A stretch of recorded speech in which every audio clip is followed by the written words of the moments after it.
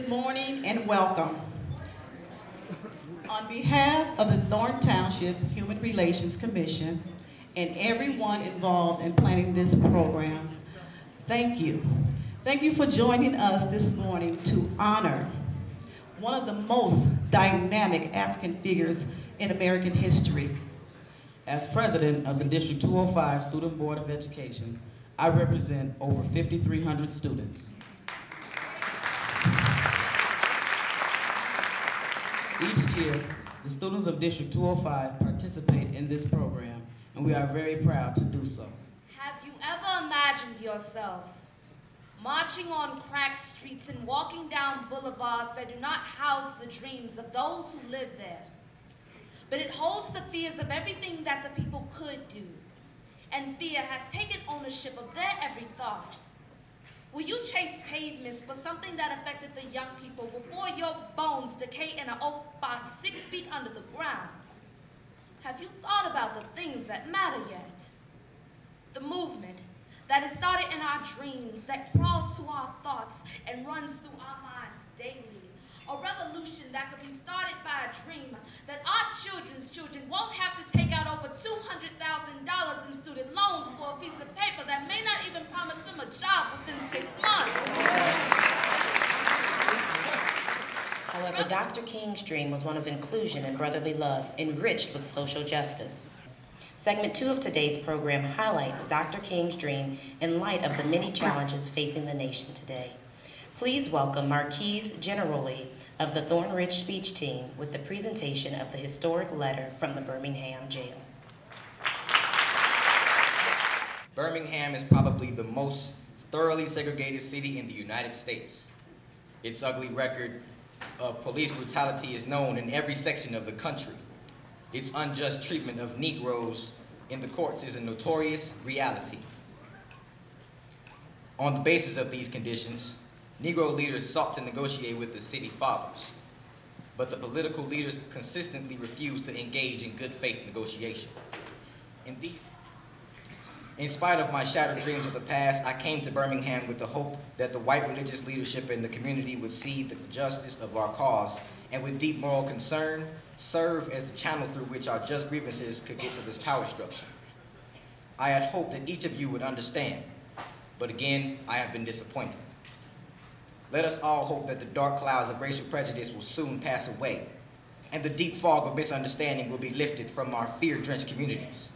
And in some not too distant tomorrow, the radiant stars of love and brotherhood will shine over our great nation with all of their scintillating beauty. Thank you.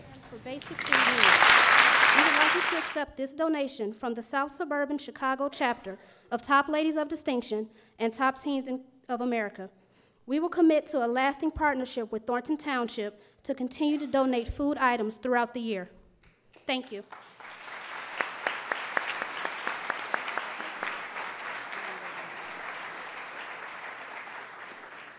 Good morning.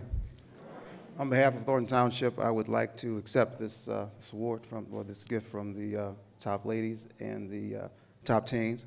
I've had the pleasure of working with this organization over the years. In fact, I served as Alex Trebek in their Black History quiz program. So I know these young people do a lot, and they are indeed our future leaders. So on behalf of Thornton Township, thank you. Thank you so much. As you can clearly see, I am not Frank Zuccarelli. On behalf of Frank, he regrets that he cannot make it this morning. He has the flu, a bad case of the flu, so I did speak to him this morning. He tried to get here, but just couldn't. And so I am taking his place, and I hope that you will bear with me. What I'd like to do right now is to introduce to you a lady who has really served well.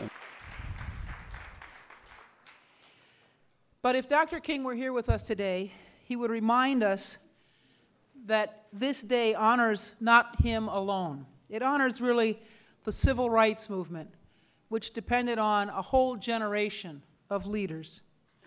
There were countless women and men whose names will never appear in our history books, who added their voices to the debate and their bodies to the fight, who marched, who sat in, who stood firm, who organized and mobilized. And it's their persistence and dedication that help bring about changes that many thought were impossible. My faith gives me strength to feel perfectly safe, 'cause you. This weekend, where we celebrate the drum major for justice, I have heard the last 3 minutes of a 19-minute speech far too much without hearing the first 16 minutes of that same I Have a Dream speech. Let me just quote Dr. King in the early part of that speech. You heard a little bit of it earlier. King said, "In a sense, we have come to the nation's capital to cash a check."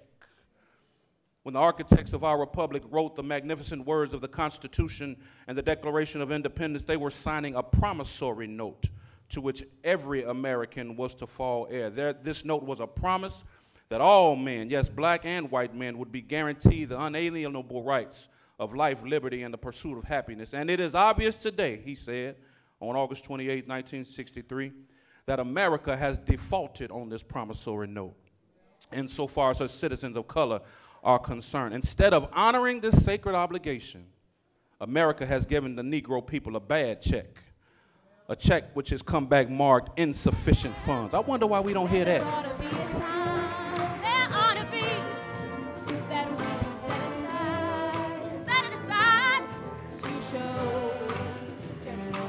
We love you, and I'm sure you would agree.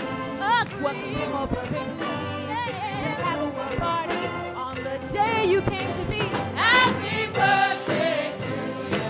Happy birthday to you. Happy birthday. Happy birthday to you. Happy birthday to you. Happy birthday. I just never understood how a man who died for good could not have a day that would be set aside for his recognition, 'cause he just never be just because of cannot